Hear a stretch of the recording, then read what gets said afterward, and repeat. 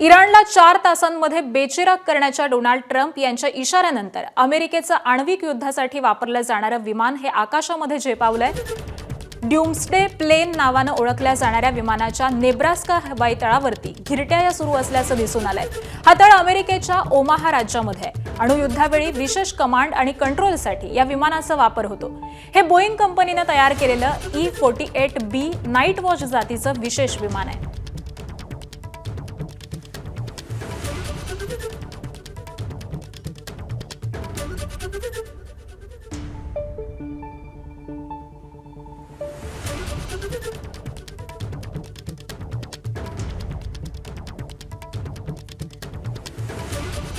आणि America, Israel आणि Iran युद्धाचा आज 39वा दिवस आहे। अमेरिकेचे अध्यक्ष डोनाल्ड ट्रम्प यांनी इराणला पुन्हा एकदा धमकी दिली आहे।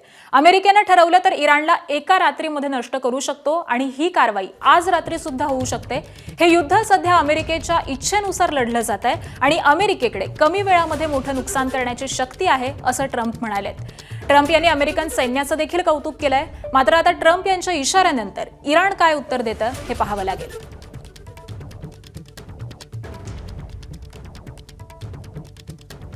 We have a plan, because of the power of our military, where every bridge in Iran will be decimated by 12 o'clock tomorrow night, where every power plant in Iran will be out of business, burning, exploding, and never to be used again. I mean, complete demolition by 12 o'clock.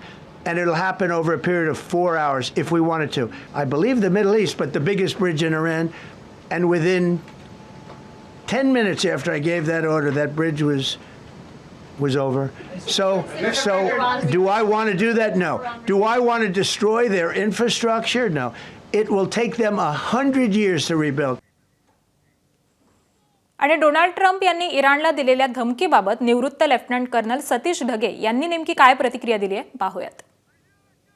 मुळातच Donald Trump यांनी Tuesday 8 PM eastern time इथपर्यंत ही मुदत जरी त्या ठिकाणी दिलेली असली तरी सुद्धा हा कोअर्सिव्ह डिप्लोमसीचा प्रकार त्या ठिकाणी असावा। म्हणजेच अशा प्रकारे दबाव तंत्र निर्माण करून दुश्मन राष्ट्राला म्हणजेच इराणला निगोसिएशन टेबलवर त्या ठिकाणी आणणं आणि अमेरिकेच्या अटी शर्ती जास्तीत जास्त मान्य करून घेणं, अशा प्रकारचा डोनाल्ड ट्रम्प यांचा यामागे डाव असावा।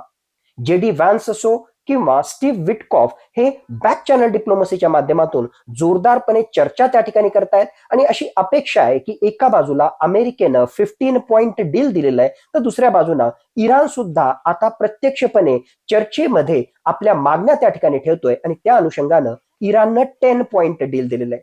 2 महत्वाचे मुद्दे। अमेरिकेची इराणकडून इच्छा आहे की त्यांनी न्यूक्लिअर वेपन्स त्या ठिकाणी बनवू नये।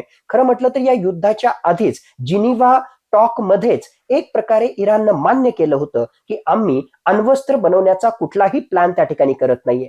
दुसऱ्या बाजूला इराणच्या बाजूनं अमेरिकेकडून एक प्रकारे त्यांच्यावर जी वेगवेगळ्या प्रकारची आर्थिक निर्बंध, इकॉनॉमिक सँक्शन्स लावलेले आहेत ते काढून घेण्याचा प्रयत्न त्यांच्याकडून केला जाईल। आणि होर्मुझच्या सामुद्रधुनीच्या बाबतीत अमेरिका हा प्रत्यक्षपणे दबाव जरी त्या ठिकाणी टाकत असला तरी होर्मुझची सामुद्रधुनी बंद असल्यामुळे अमेरिकेचं वैयक्तिकरित्या या ठिकाणी नुकसान होत नाही। म्हणून येणाऱ्या काळामध्ये इराण आणि ओमान यांच्यामध्ये होर्मुझच्या सामुद्रधुनीशी संबंधित काही करार त्या ठिकाणी होऊ शकतो आणि काहीतरी मधला मार्ग निघून होर्मुझच्या सामुद्रधुनीशी संबंधित सुद्धा डेडलॉक हा एक प्रकारे रिझॉल्व्ह होऊ शकतो।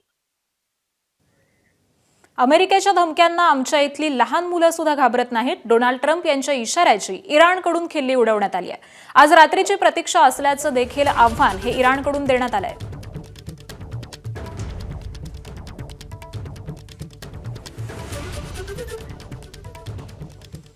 आखाती युद्धामुळे जागतिक विकासाला खीळ बसेल तसंच महागाई प्रचंड वाढेल असा गंभीर इशारा आंतरराष्ट्रीय नाणेनिधीच्या व्यवस्थापकीय संचालक क्रिस्टालिन जॉर्जिवा यांनी दिलाय। युद्धामुळे जगावरती अभूतपूर्व ऊर्जा संकट निर्माण झालंय। पुढील आठवड्यामध्ये IMF आणि वर्ल्ड बँकेची वॉशिंग्टनमध्ये चर्चा होतीये आणि यामध्ये प्रामुख्याने युद्धाचा विषय चर्चेत असेल असं म्हटलंय। युद्धाचा परिणाम हा जगातल्या गरीब देशांना सर्वाधिक बसेल असं त्या म्हणाल्या।